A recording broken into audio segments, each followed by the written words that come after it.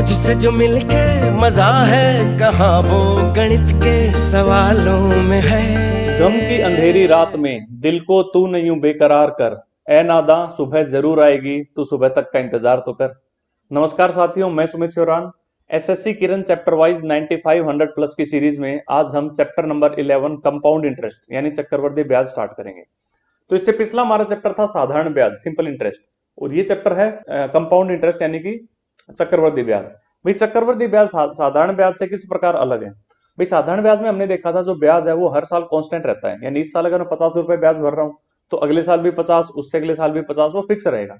लेकिन चक्रवर्ती ब्याज में ऐसा नहीं है, ब्याज हर कुछ समय के बाद बढ़ता रहता है। और वो कुछ समय क्या है वो हमें क्वेश्चन बताता है कि अगर कंपाउंडेड ईयरली है, भाई वार्षिक संयोजित हो रहा है, तो हर साल पे ब्याज लगना शुरू हो जाएगा हर साल बाद। अगर 6 माही संयोजित हो रहा है, मतलब कंपाउंडेड 6 मंथली है, तो हर 6 महीने के बाद ब्याज पे ब्याज लगना स्टार्ट हो जाएगा। ठीक है, तो एक छोटे से एग्जांपल के साथ आपको क्लियर कर देता हूं। भाई मान लिया कि भाई मैंने किसी से 1000 रुपए उधार लिए, ठीक है, और दर दे रखी है 10%। भाई 10% पे वार्षिक दर से मैंने 1000 रुपए किसी से उधार लिए, तो पहले साल मैं इसको कितना ब्याज चुकाऊंगा? तो भाई 1000 का 10%, 1000 का 10% कितना होता है? 100। ये 100 रुपए मैं पहले साल ब्याज के चुकाऊंगा। ठीक है, अब सेकेंड ईयर की बात करते हैं। भाई दूसरे साल जब मैं ब्याज चुकाऊंगा तो मूलधन पे तो मैं ब्याज भरूंगा ही भरूंगा, लेकिन जो पहले साल का ब्याज था उस पे भी ब्याज भरूंगा। तो देखो मूलधन पे तो ब्याज कितना भाई? 1000 का 10% फिर से 100 रुपए, लेकिन जो पहले साल का जो ब्याज था उस पे भी ब्याज भरूंगा, यानी ये जो 100 रुपए हैं पहले वाले, इस पे भी ब्याज भरा जाएगा। और इस 100 का 10% कितना भाई? 10 रुपए। तो ये मेरे पास दूसरे साल का ब्याज कितना बन गया? कुल 110 रुपए। इसी प्रकार अब जब तीसरा साल आएगा तो तीसरे साल में मैं मूलधन पे तो ब्याज भरूंगा ही भरूंगा, पहले साल के ब्याज पे ब्याज भरूंगा और दूसरे साल के ब्याज पे भी ब्याज भरूंगा। तो मैं यहां से कह सकता हूं भाई 10% तो मैं इसका भरूंगा जो कि मूलधन का कितना हो गया भाई? 1000 का 10% 100 रुपए। 10% मैं इसका भरूंगा, भाई 100 का 10% कितना? 10 रुपए। 10% मैं इसका भरूंगा, इस 100 का 10% कितना भाई? 10 रुपए। और 10% इस 10 का भी भरूंगा मैं, तो 10 का 10% कितना? 1 रुपया। तो मैंने देखा यहाँ पे मेरा कुल ब्याज कितना बन गया? 121 रुपए। भाई पहले साल मैंने ब्याज भरा 100 रुपए, दूसरे साल ब्याज भर रहा हूं मैं 110 रुपए, तीसरे साल ब्याज भर रहा हूं 121 रुपए। ब्याज हर साल बढ़ता जा रहा है।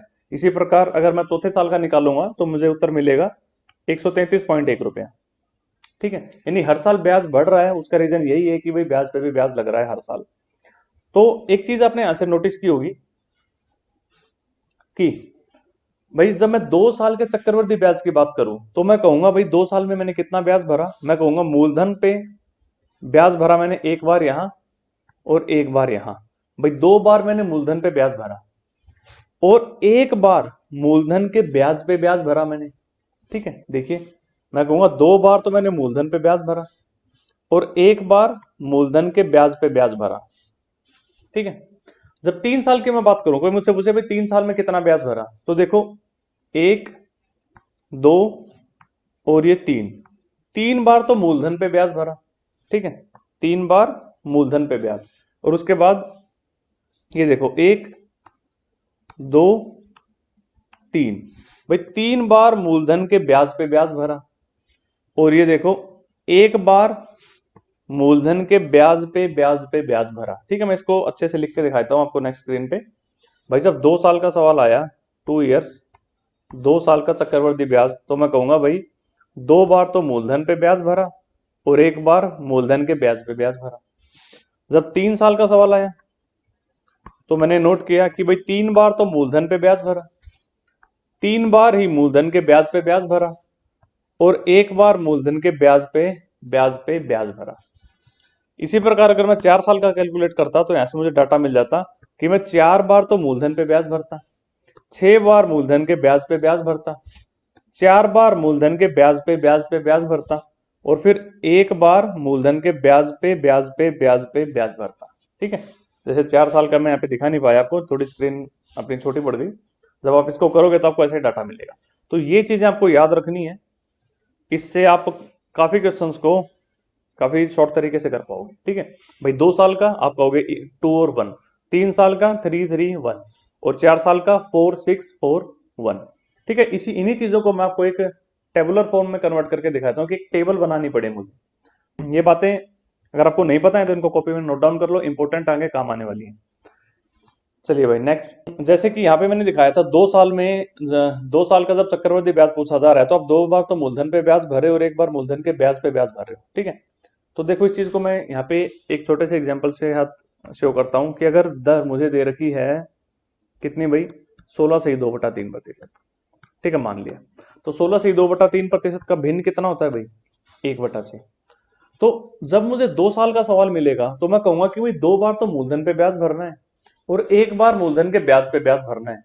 यानी कि मुझे पहले एक बार 1/6 करना पड़ेगा मेरे मूलधन का, और फिर एक बार फिर से 1/6 करना पड़ेगा भाई मूलधन पे जो ब्याज मिला उस पे दोबारा ब्याज निकालने के लिए। तो भाई कौन सी ऐसी संख्या है जिसको 2 बार 1/6 मैं कर सकता हूं, यानी कि ऐसी कौन सी संख्या है जिसको मैं 2 बार 6 से भाग कर सकता हूं। तो वही संख्या होगी जो 2 बार 6 से गुणा होके बने, यानी कि 36। ठीक है, यानी कि अगर मैं मूलधन को 36 मान के ऐसे क्वेश्चन को सोल्व करूं तो मेरे लिए चीज बड़ी आसान हो जाएगी। इसी प्रकार अगर मेरे पास दर अगर 14 से 2/7% दी होती तो मैं देखता भाई 1/7 करवा रहा है मुझसे एक बार, 2 साल का सवाल है तो फिर से एक बार 1/7 और करवाएगा, तो मैं ऐसी संख्या मानूंगा जो कि 2 बार 7 से भाग हो जाए, यानी कि 29। अगर 3 साल का सवाल होता, ना सॉरी 49, अगर 3 साल का सवाल होता तो मैं यहाँ पे कहता भाई मैं मूलधन ऐसा मानूंगा भाई 6 का क्यूब कितना 216, और यहाँ पे मैं 3 साल के सवाल में 7 का क्यूब यानी कि 343 मानता मूलधन को। ठीक है, तो मैं आपको एक बार टेबल दिखा देता हूँ बना के, ये आपको हमेशा याद रखनी होगी, इंपॉर्टेंट होगी। देखो भाई अगर 2 साल का सवाल आता है 2 years, तो मेरी टेबल कुछ ऐसे होगी, यहाँ पे लिखूंगा x², यहाँ x, यहाँ x, ये 1। ठीक है, ये है क्या ये मैं आपको क्लियर कर दूंगा, एक बार मैं लिख देता हूं सब कुछ। अगर 3 साल का सवाल आता है 3 years, तो मेरी टेबल होगी x³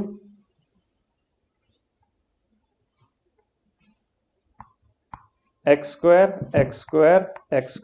यहाँ पे x, ये x और ये 1। ठीक है, और अगर 4 साल पे सवाल आ जाए तो भी 4 साल की टेबल थोड़ी ही बड़ी हो जाती है। वैसे आपको जरूरत पड़ेगी नहीं कभी इस टेबल से सॉल्व करने की ऐसे क्वेश्चन को जो 4 साल पे होगा, उसके और भी तरीके होते हैं, बट फिर भी जस्ट फॉर योर नॉलेज मैं आपको बता देता हूँ। इसका कुछ ऐसा बनेगा x⁴, ये x³, x³, x³, x³, ये x²,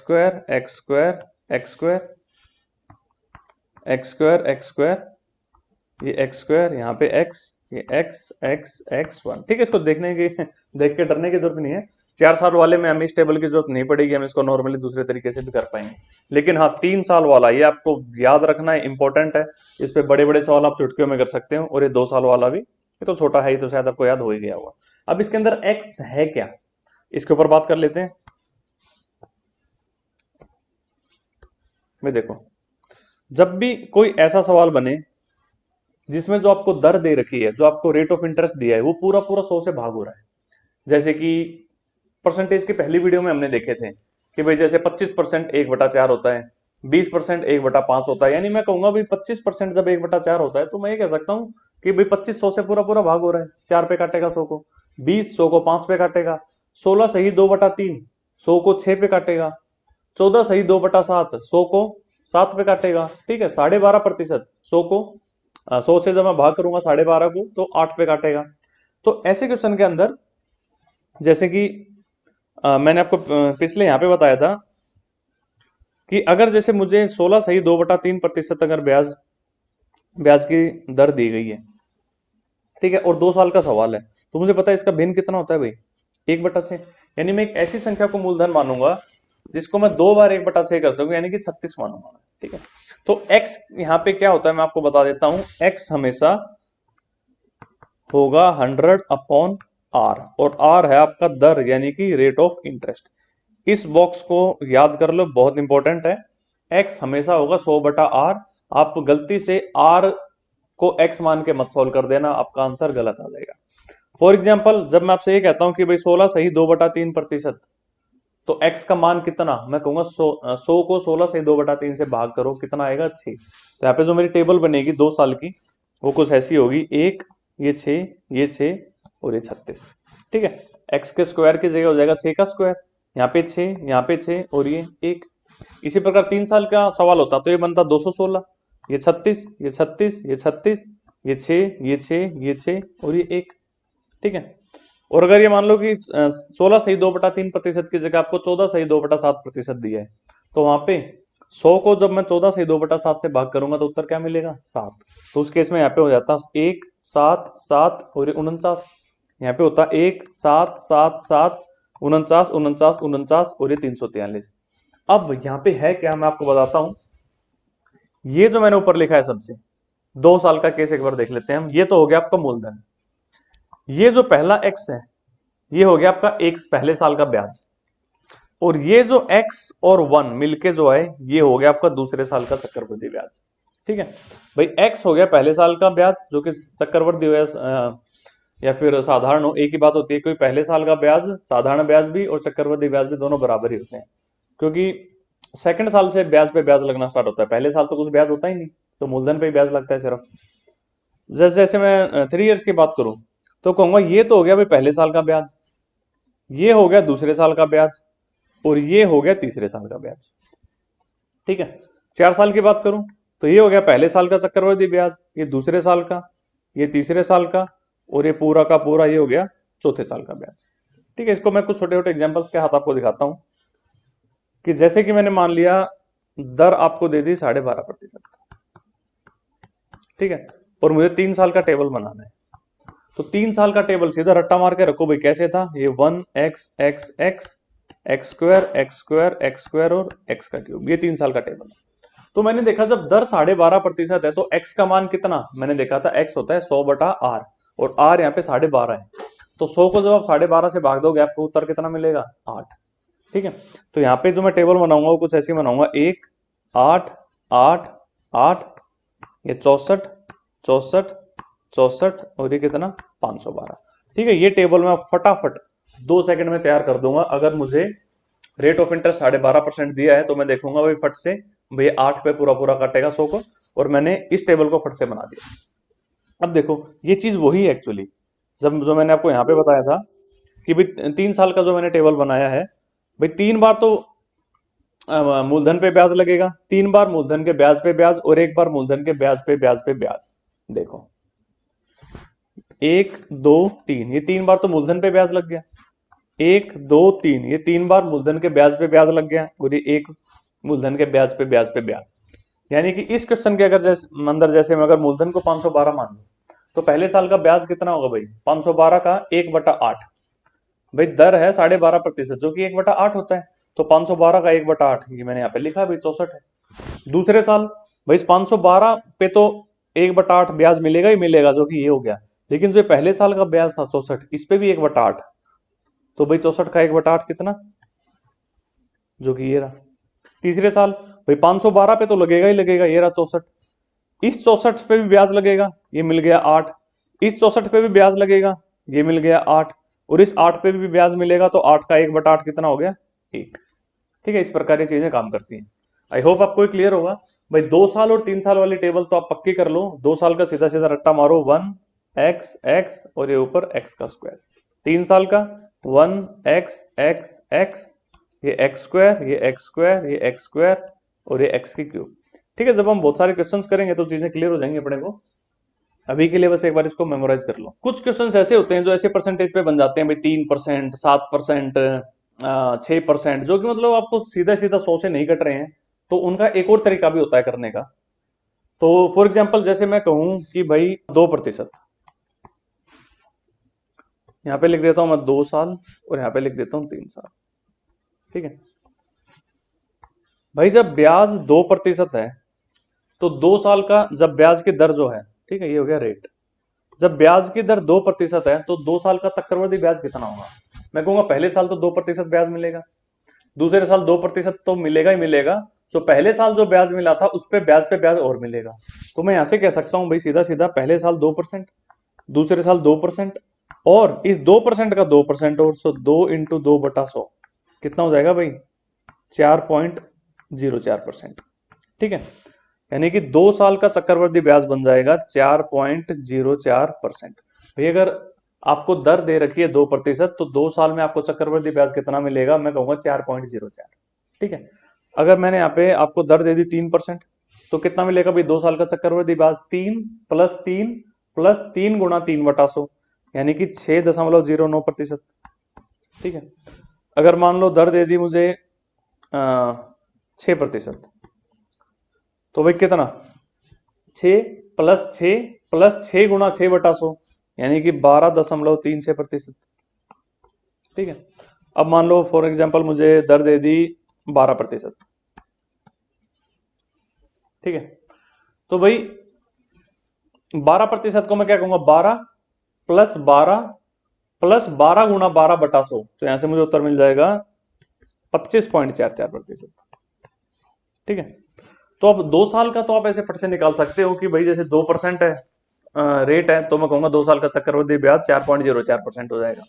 और 2 साल का साधारण ब्याज कितना होगा भाई? 2% के हिसाब से 4% बनेगा, पहले साल भी 2, दूसरे साल भी 2। ठीक है। चक्रवृद्धि ब्याज की बात करूं, जैसे 3% पे 2 साल का चक्रवृद्धि ब्याज कहलाएगा 6.09%, लेकिन साधारण ब्याज कितना होगा? सिर्फ 6% ही। पहले साल 3%, दूसरे साल फिर से 3%। चलिए अब मैं बात करता हूं भाई 3 साल का अगर आ जाए तो 3 साल के लिए मैं आपको एक चीज बता देता हूं। आपको इसको ऐसे लिखना होगा फॉर्म में, भाई 3r.3r² और r का क्यूब। ये r का क्यूब आपको लिखना है 2 अंकों में, ये 3r² आपको लिखना है 2 अंकों में, और बाकी का चाहे कितने में भी आए, इससे फर्क नहीं पड़ता। इसको छोटे से एग्जाम्पल के साथ सॉल्व कर लेते हैं। जैसे ये आ जाओ यहाँ पे, भाई 2% दर थी, तो भाई 2 का क्यूब कितना? भाई देखो 2 का क्यूब कितना होता है? 8। लेकिन इस 8 को 2 अंकों में लिखना है, तो 8 को 2 अंकों में मैं कैसे लिखूंगा? 08। ठीक है। उसके बाद 3 गुना r का स्क्वायर, तो r है यहाँ पे 2, r का स्क्वायर कितना हो गया? 4, और 4 का 3 गुना भाई 12, 12 को 2 अंकों में, भाई 12 खुद ही लिख दिया मैंने 1 2, और यहाँ पे पॉइंट। अब 3r यानी कि भाई 2 का 3 गुना कितना? 6। तो मेरा उत्तर हो जाएगा कि भाई 2% की दर से 3 साल का मुझे चक्रवृद्धि ब्याज कितना मिल जाएगा? मुझे 6.1208%। ठीक है। ऐसे ही अब 3% वाला सोल्व कर लो, तो मैं कहूंगा भाई यहाँ पे पहले 3 का क्यूब कितना भाई? 27, 27 को 2 अंकों में लिखना है, तो 27 खुद ही हो गया। ठीक है। फिर कहूंगा भाई 3r², भाई r का स्क्वायर कितना? यानी 3 का स्क्वायर 9, और 9 का 3 गुना कितना? 27। अभी 27 को 2 अंकों में लिखना है, तो वही 27 लिख दिया। अब पॉइंट 3r यानी 3 का 3 गुना कितना? 9, यानी कि 3% अगर वार्षिक दर हो तो 3 सालों में मुझे जो चक्रवृद्धि ब्याज मिलेगा वो मिलेगा 9.2727%। इसी प्रकार 6% को सॉल्व कर लो। भाई 6 का क्यूब कितना? 6 का क्यूब हो गया 216। इस 216 को 2 अंकों में लिखना है, तो मैं लिखूंगा 16 लिख दिया, और 2 ऊपर कैरी हो गया। ठीक है। फिर 3r², r का स्क्वायर कितना भाई? 6 का स्क्वायर यानी 36, और 36 का 3 गुना कितना? 108, 108 और 2 यहाँ पे कैरी था, तो कितना बन गया? 110। अब इस 110 को आपको 2 अंकों में लिखना है, तो मैं 10 लिख दूंगा, और 1 कैरी हो गया। ठीक है। अब पॉइंट वही कह रहे 3r यानी कि 3 गुना 6 का कितना? 18, और 1 कैरी था कितना? 19। तो इसका उत्तर बन जाएगा 19.1016%। ठीक है। यानी कि 6% की दर से 3 साल का चक्रवृद्धि ब्याज मुझे कितना मिलेगा? 19.1016%। इसी प्रकार अगर मान लो 12% की रेट है, तो 3 साल का ब्याज कितना हो जाएगा 12% की दर से? पहले मैं कहूंगा भाई 12 का क्यूब, 12 का क्यूब होता है 1728, 1728 को मुझे 2 अंकों में लिखना है, तो मैं 28 लिख दूंगा, और 17 कैरी। अब 12 के स्क्वायर का 3 गुना, 12 का स्क्वायर होता है 144, और 144 का 3 गुना हो गया 432। अब 432 और 17 कैरी था पहले से, 432 में अगर 17 जोड़ोगे तो कितना? 449। इस 449 को आपको 2 अंकों में लिखना है, तो मैं केवल 49 लिख दूंगा, और 4 कैरी। अब 12 का 3 गुना कितना? 36, और 4 कैरी था, 36 और 4 कितना? 40। तो मेरा उत्तर हो जाएगा 40.4928%। ठीक है। तो यानी कि अगर आपको दर दी गई है तो आप 3 साल का चक्रवृद्धि ब्याज बता सकते हो कितना प्रतिशत होगा, और 2 साल का भी निकाल सकते हो। ठीक है। चीजें आसान है, इस चीज को हमेशा याद रखना। 3 साल के लिए क्या होगा? 3r.3r², और बाद में r³। सिर्फ इस चीज का ध्यान रखना है, r³ को आप लिखोगे 2 अंकों में, और इस 3r² को भी लिखोगे 2 अंकों में। ठीक है। तो ये तो मैंने आपको बेसिक बेसिक सी चीजें बताई हैं कुछ कंपाउंड इंटरेस्ट की। इनका इस्तेमाल कैसे करना है, जब तक आप इनको यूज नहीं करोगे आपको पता नहीं चलेगा कि भाई इनका में करना क्या है। ठीक है, तो थोड़ा अजीब सा लग रहा होगा आपको इस वीडियो के अंदर। जब आप नेक्स्ट वीडियो में जब हम क्वेश्चंस को सॉल्व करेंगे इन चीजों का इस्तेमाल करके, तब आपको पता चलेगा कि चीजें कितनी इंपॉर्टेंट थी। तो सेकंड वीडियो में हम कंपाउंड इंटरेस्ट यानी चक्रवर्ती ब्याज के क्वेश्चंस को सॉल्व करेंगे, लेकिन उससे पहले आपको ये वीडियो अच्छे से समझनी जरूरी है। जो मैंने पहले जो टेबल्स बनाए आप उसको अच्छे से समझ लो, 2 साल का, 3 साल का, 4 साल का टेबल। वो अगर एक बार चीजें क्लियर हो गई तो इसके सारे के सारे क्वेश्चन आगे चुटकियों में निकलने वाले हैं। तो इस वीडियो में हम इतना ही रखते हैं, नेक्स्ट वीडियो में इसके क्वेश्चंस को हम सॉल्व करेंगे। चलिए, ओके, टाटा, बाय बाय।